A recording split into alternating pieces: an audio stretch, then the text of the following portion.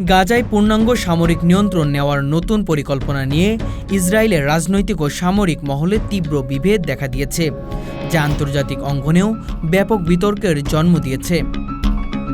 সম্প্রতি ইসরায়েলের নিরাপত্তা মন্ত্রিসভা প্রধানমন্ত্রী বেনিয়ামিন নেতানিয়াহুর প্রস্তাবিত একটি সাহসী সামরিক পরিকল্পনা অনুমোদন করেছে। এর লক্ষ্য হামাসকে সম্পূর্ণভাবে নির্মূল করা, ইসরায়েলি বন্দীদের মুক্ত করা এবং গাজায় এমন একটি নতুন প্রশাসনিক কাঠামো গড়ে তোলা যা ইসরায়েলের কৌশলগত স্বার্থ চিহ্নিত করবে। পরিকল্পনায় বলা হয়েছে, গাজা সিটির পূর্ণাঙ্গ দখল নেওয়া হবে এবং বিদ্যমান হামাস কাঠামো ভেঙে দেওয়া হবে। তবে এই কৌশল সেনাবাহিনীর শীর্ষ নেতৃত্বদের সঙ্গে সরকারের সম্পর্কের টানাপোড়েন আরও গভীর করেছে। সেনাপ্রধান লেফটেন্যান্ট জেনারেল জামির এবং নিরাপত্তা বিশেষজ্ঞরা এই বিরোধিতা করে জানিয়েছে, এই ধরনের সরাসরি অভিযান দীর্ঘস্থায়ী যুদ্ধের ঝুঁকি বাড়াবে, প্রাণহানি ও ধ্বংসযজ্ঞকে তীব্র করবে। তারা বিকল্প হিসেবে অবরোধ ধীরে ধীরে ক্ষয় নীতির পক্ষে মত দেন, যাতে কম খরচে এবং তুলনামূলকভাবে কম ঝুঁকিতে হামাসকে দুর্বল করা সম্ভব হতো। আন্তর্জাতিক অঙ্গনেও এই পরিকল্পনা তীব্র প্রতিক্রিয়া সৃষ্টি করেছে। জার্মানি মানবাধিকার উদ্বিগ্নের কারণে ইসরায়েল অস্ত্র রপ্তানি স্থগিত করেছে।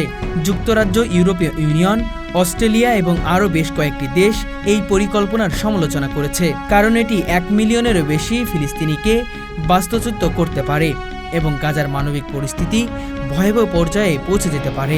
জাতিসংঘ নিরাপত্তা পরিষদ জরুরি বৈঠকের আহ্বান করেছে, যেখানে মানবিক বিপর্যয় রোধে আন্তর্জাতিক পদক্ষেপের বিষয়ে আলোচনা চলছে। বর্তমানে গাজা ভয়াবহ সংকটের মধ্যে রয়েছে।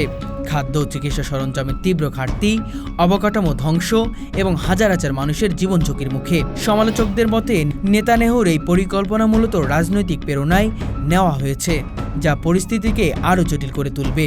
এর ফলে ইসরায়েলের অভ্যন্তরে যেমন বিভেদ তীব্র হচ্ছে, তেমনই মিত্রদের মধ্যেও আস্থার সংকট তৈরি হচ্ছে।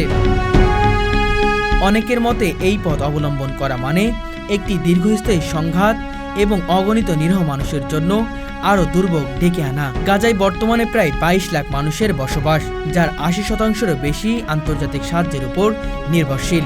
জাতিসংঘের তথ্য অনুযায়ী 2023 সালের অক্টোবর থেকে শুরু হওয়া সংঘাতে এখন পর্যন্ত 35,000-এরও বেশি নিহত হয়েছে, যার প্রায় 70% নারী ও শিশু।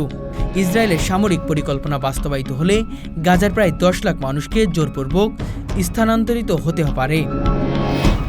জাতিসংঘের নিরাপত্তা পরিষদের জরুরি বৈঠকে ফ্রান্স, চীন এবং রাশিয়া এই পরিকল্পনার সমালোচনা করে এবং অবিলম্বে মানবিক অস্ত্রবিরতি কার্যকরের আহ্বান জানায়।